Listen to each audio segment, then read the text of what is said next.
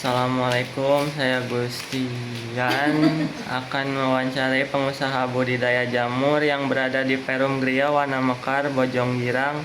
Pertama, saya akan bertanya, apa kekuatan usaha yang Ibu dan Bapak jalankan?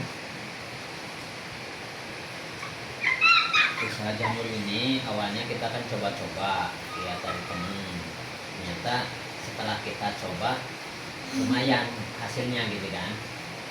Pertama kita nyoba dengan jamur tiram dengan kapasitas cuma 500 waktu itu. Kita coba di kamar malah. Nah, setelah ada perkembangan kesini kita akan mau mengembangkan usaha dengan banyak kapasitas dari mulai 1.000 ke 2.000. Nah gitu. Alhamdulillah sekarang kita udah mengembangkan sampai ke jamur kuping dari jamur itu. Kalau untuk masalah kelebihannya itu, ini kan bisa usaha sambilan yang dilakukan sama istri saya terpisah. Kalau saya kan istri sehari-hari itu kerja, jadi ini dilakukan sama ibu-ibu, dia sambil masak, sambil nyuci, habis itu mengisi waktu senggangnya dia untuk mengurus jamur ini. Masalah untuk pemasaran itu kita nggak sulit-sulit gitu kan, karena kalau misalnya nggak masuk ke pasar, kita kasihkan ke bandar, jadi untuk pemasaran juga gampang. Masalah harga itu stabil kalau untuk jamur, nggak ada naik turunnya itu nggak terlalu jauh gitu kan. Jadi setiap hari dipanen kalau untuk jamur tiram ya. Jamur kuping juga sama. Begitu ya.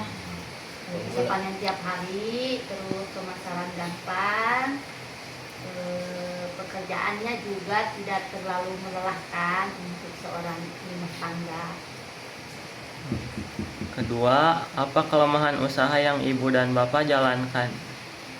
Kelemahannya itu pertama, kalau misalnya kayak kemarin terjadi itu kita lagi banjir. Kalau bagi banjir lagi stok banyak, nah itu kita susah, harganya tuh anjlok gitu.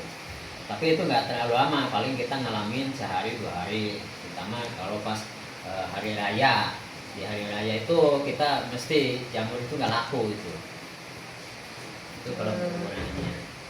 Kalau kendala lainnya paling kalau panen nggak boleh telat ya, mesti tiap hari dipanen. Kalau ganti panen tiap hari mungkin akan busuk, itu kelemahannya.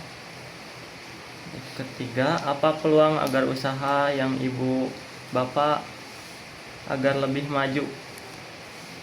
Yang jelas modalnya harus kuat, karena kalau ini kan namanya usaha itu tergantung, makin banyak kapasitas kita untungnya akan gede, otomatis kan kita harus nambah karyawan juga gitu.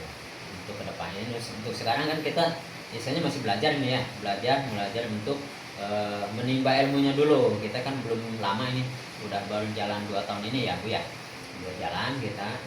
Kedepannya kita juga udah berpikir gimana caranya mengembangkan. Kita harus punya karyawan dan kita juga harus nambah modal juga gitu, karena kapasitas ya.